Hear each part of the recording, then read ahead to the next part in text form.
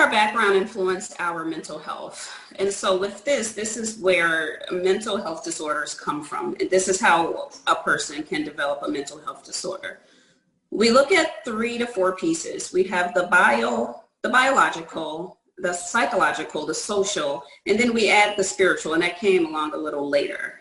And so as a social worker, we focus on the biopsychosocial. And what that looks like is when I'm collecting data of a person and I'm assessing, I'm looking at the biology of this person, what is their physical health? What did they, how did they grow up? What was the environment in which they were raised in? Where did they struggle psychologically? Any trauma in the background? Interpersonal relationships. Are they able to make friends and keep friends? How's their self-esteem? How do they feel in social settings? Is there a genetic piece to the anxiety or depression they are displaying? And environmental. Were they raised in a situation where substance abuse was used to cope? Did they have healthy attachments with family and friends? Did they feel abandoned? Did they feel lonely? And so we collect all of this information, and with this information, we're better able to assess what mental disorder they have and what level of care is needed. And so often when we have the biopsychosocial, when we have needs that are not met, that's where we fall into that mental illness, the depression, the anxiety, the trauma, the things that we can't necessarily cope with on our own. And that's also when we realize, okay, these symptoms are beginning to control us. I feel no longer in control of my anxiety. I can't control my thoughts. I can't focus on daily tasks because I'm constantly worried, or I'm fearful, or I'm sad, I'm unmotivated, things to that. So this slide is really just a background of kind of where we develop mental illness and how it impacts us even from a young age. And it's definitely a really big genetic piece of that. You'll find that families often share the same mental illness. You'll have a family who the grandmother struggled with a lot of external stressors, which gave her anxiety and depression, and that was kind of shared with her children. And so they develop the same mental disorders as they grow up, and that's where we get that cycle. So that's that slide. Does anyone? And so the spiritual piece is, how do we use our spirituality to support our values? And whatever our spirituality look like, we want to make sure that we use it to empower ourselves. So earlier on a call, I heard someone say to cope, they pray. You know, some people read the Bible. Some people go sit next to big bodies of water. Some people, become closer to nature. Whatever that looks like, it's really important that you live that out so that it provides you a space where you feel something more powerful than yourself. Anyone have any questions about this slide?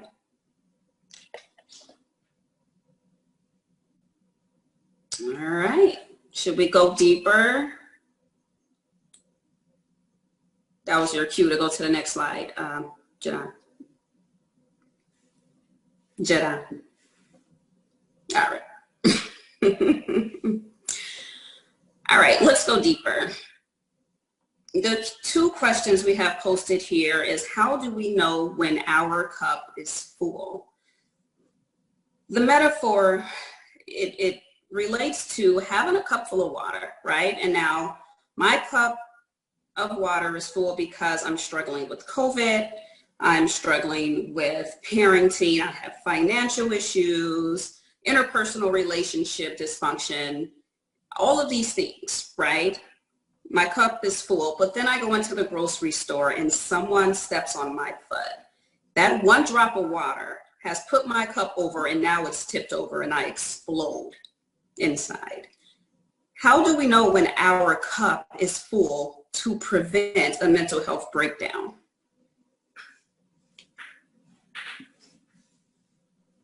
And so what I've done for you guys, if you look in the chat, you're going to see a link. You're going to click on that link. And the questions that she's asked you, the first one specifically, Carla, just the first one you want responded or both? The first one first. Okay, so you're going to respond, click on that Padlet, and then you're going to start to add on here, how do we know when our cup is full? And then you have this just visual piece here so that everyone can see what everyone is putting. And you can like what someone else has put, and I will also share this with you guys so that you just can see. It's a nice piece to hold on to. So Liz, if you want to add your name, you can, but it's an option. I don't want anyone to feel pressed to identify themselves. We want to try to, people to be as honest and vulnerable as possible.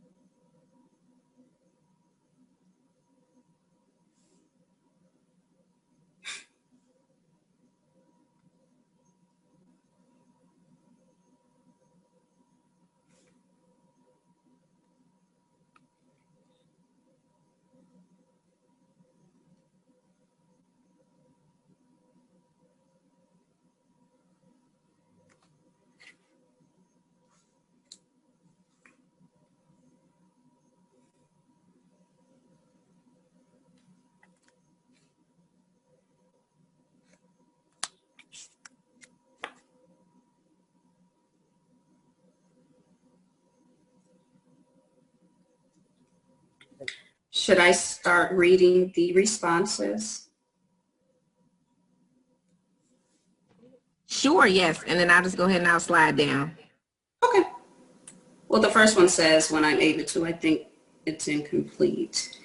The second one says, my foot shakes when I've had enough. And so when we start to shake, that's a physical sign of anxiety, right? Our anxiety is manifesting physically. And I think Christina two middles on display. hit on that earlier.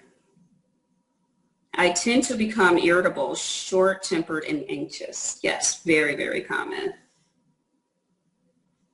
I can't think straight. I get irritated quicker than normal. I feel trapped in my thoughts, become more sensitive to noises.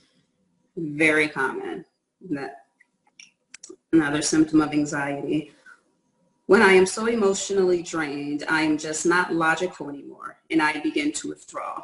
Yes. And even sometimes that'll look like disassociation. And it's really just the body protecting itself, saying, I can't deal with anything else right now. I have to shut down.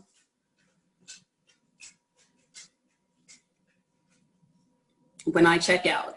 So again, what that looks like is that disassociating.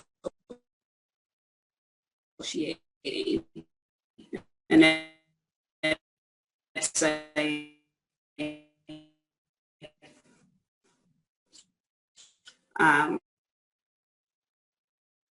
messages intersect in every area of my life, and I have a peace and joy that surpasses understanding. Awesome. That's pretty dope, whoever you are. When I am snippy with people I love. Yes, very common, and me too. It's full when I can see the impact of my exhaustion on those closest to me, my family, and when I cannot get out of bed.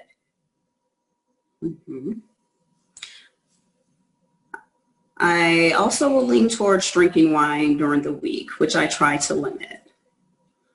When I do not have patience, the smallest thing can irritate me.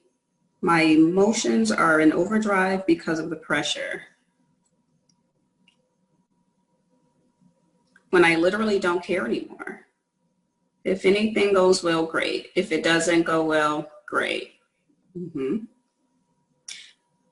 I start to snap on everyone around. I start to sleep a lot and not want to get out of bed.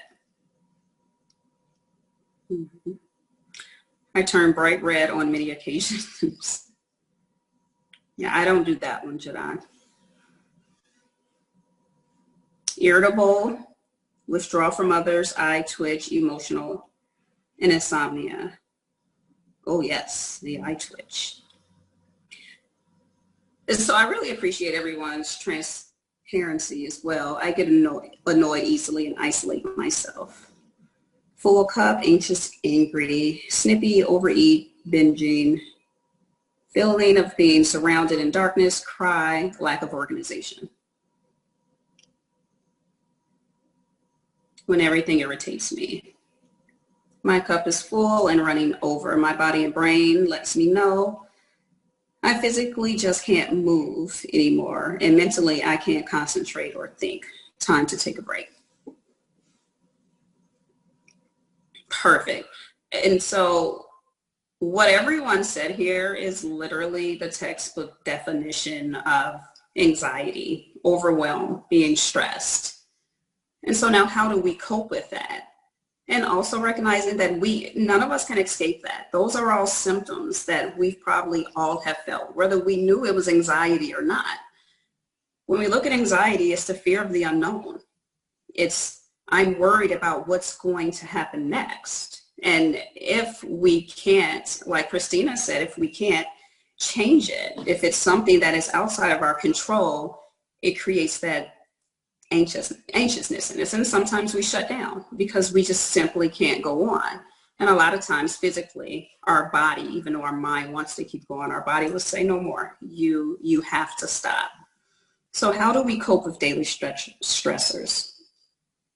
Attention. I've tried to become more aware of physical tension of my body. I didn't realize until recently how I will hold tension in different places in my body.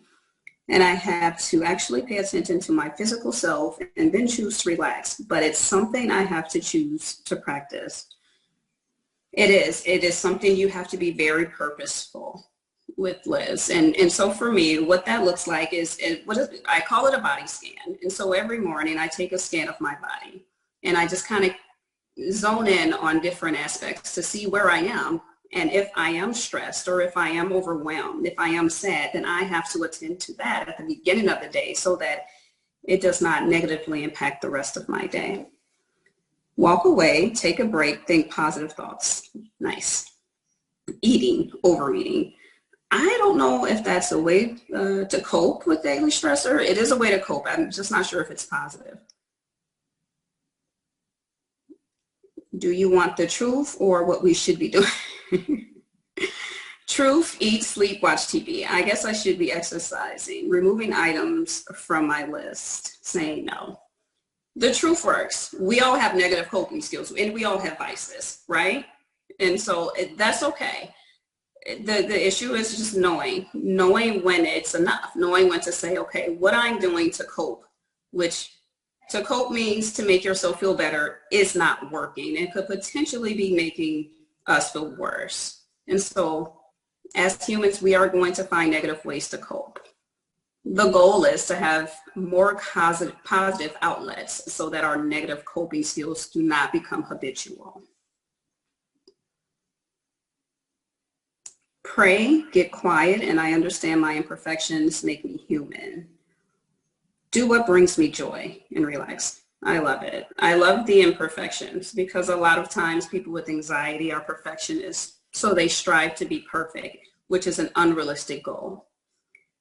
I exercise a second time, do yoga and meditate. I pray, do deep breathing, take anti-stress vitamins, step away from work or the task I'm working on. Sometimes I talk to a friend. Usually I journal my thoughts. Very awesome.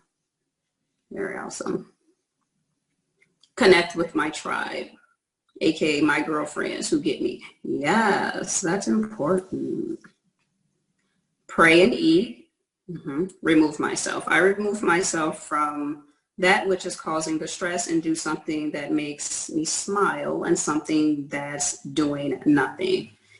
And that's perfect. So I think that's the biggest coping skill for me, is to remove myself. And for me, I have 3 daughters who are very chatty. And so to say, hey, I need a minute of quiet and close the door and for them not to knock, that really helps me. take breaks and create step-by-step plans on how I am going to get through what I am stressed about. And so you make a plan. I read a book or talk to my friends or just spend time by myself. Nice. Very nice. So what I see is that you all have really, really good coping skills, most of them positive. But sometimes they're not always going to be positive, and that's okay too.